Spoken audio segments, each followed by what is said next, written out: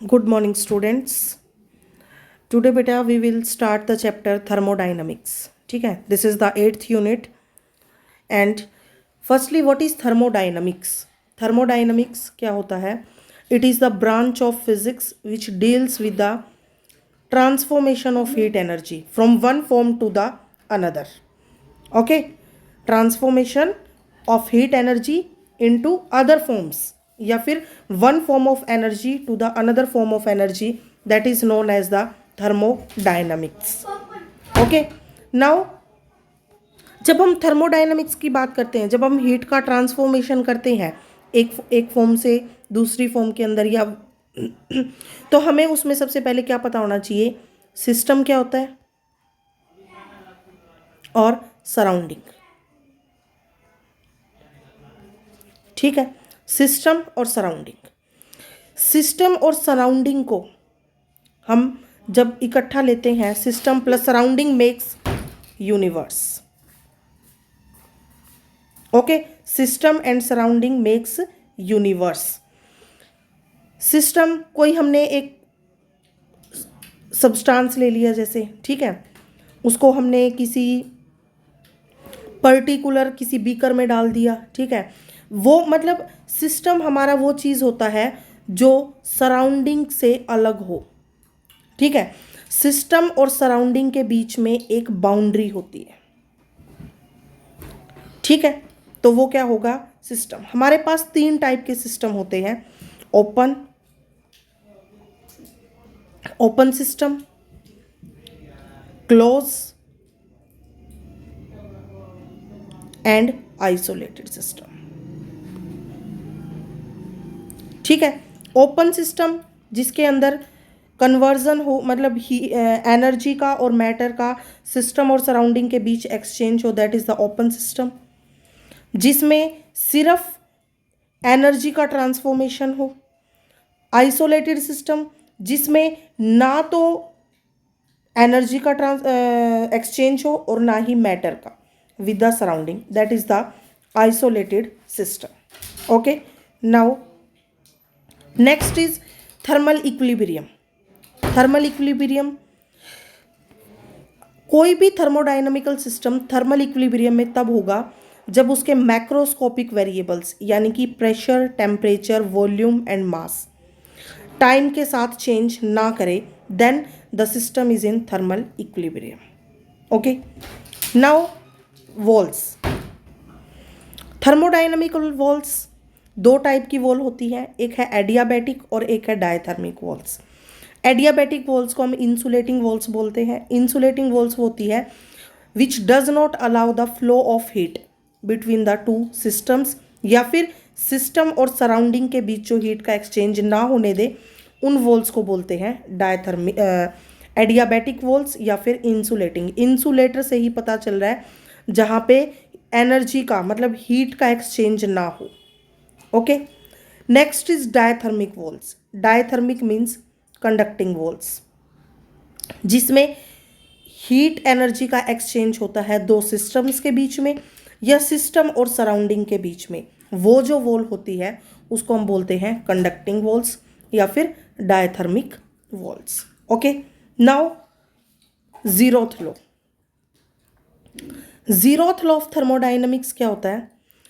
Zeroth law के अंदर हमारे पास आता है कि अ कंडक्टिंग, मतलब वो थर्मोडायनामिकल सिस्टम, ठीक है, हमारे पास 2 थर्मोडायनामिकल सिस्टम ले लिए हमने, ए और बी. ये दोनों थर्मल इक्विलिब्रियम में है, ठीक है, with the third system C. Okay, A और बी 2 थर्मोडायनामिकल सिस्टम है, ये दोनों थर्मल इक्विलिब्रियम में है with the third thermodynamical system, that is the C. A जो है सी के साथ थर्मल इक्विलिब्रियम में, बी सी के साथ थर्मल इक्विलिब्रियम में है. तो जीरोथ लॉ क्या कहता है कि ए और बी भी एक दूसरे के साथ किस में होंगे, थर्मल इक्विलिब्रियम में. Okay, this is the zeroth law. Okay, now heat energy. Heat energy क्या होता है? Heat energy is the flow of energy from higher temperature to the lower temperature. आपको पता है हीट हमेशा कहाँ फ्लो करती है, higher temperature to the lower temperature. Now internal energy. Internal energy, it is the total energy possessed by the system due to the molecular motion and the molecular motion configuration। ठीक है, यानी कि जो molecules हैं एक तो वो movement करेंगे और एक उनकी कॉन्फ़िगरेशन चेंज होगी। ठीक है, उसकी वजह से जो एनर्जी आती है that energy is the internal energy. जब ऑब्जेक्ट मूव करेंगे तो किसी वेलोसिटी से मूव करेंगे, वेलोसिटी चेंज होगी, तो that is the kinetic energy. और जो मोलिकुलर कॉन्फ़िगरेशन की वजह से जो एनर्जी आती है that is the potential energy. यहाँ मोशन नहीं आएगा बेटा। Okay, next is the ideal gas और परफेक्ट गैस। आइडियल गैस और परफेक्ट गैस के लिए हम क्या कंसीडर करते हैं, हम अज्यूम करते हैं कि जो मोलिक्यूल्स होंगे, गैस के जो मोलिक्यूल्स हैं उनके बीच में कोई इंटरमोलिकुलर फोर्स नहीं है। ठीक है, और जब पार्टिकल्स गैस के मूव कर रहे हैं तो जो नेट वर्क डन होगा वो क्या होगा, zero. Work done zero means potential energy और जो काइनेटिक एनर्जी है वो क्या रहेगी, ज़ीरो रहेगी। ओके, आइडियल गैस इक्वेशन होती क्या है हमारे पास, आइडियल गैस इक्वेशन है PV is equals to nRT।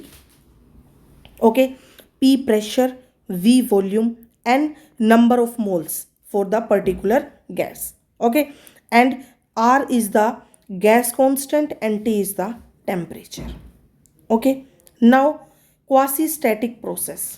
quasi static process हमारा वो प्रोसेस होता है यानी कि जो हमारे स्टेट वेरिएबल्स है थर्मोडाइनमिकल सिस्टम के। ठीक है, द प्रोसेस और the change in state variables of the thermodynamical system.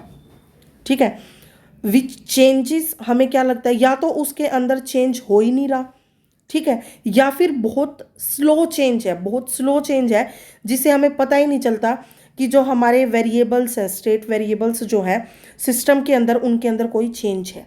ठीक है, that is known as the quasi static process.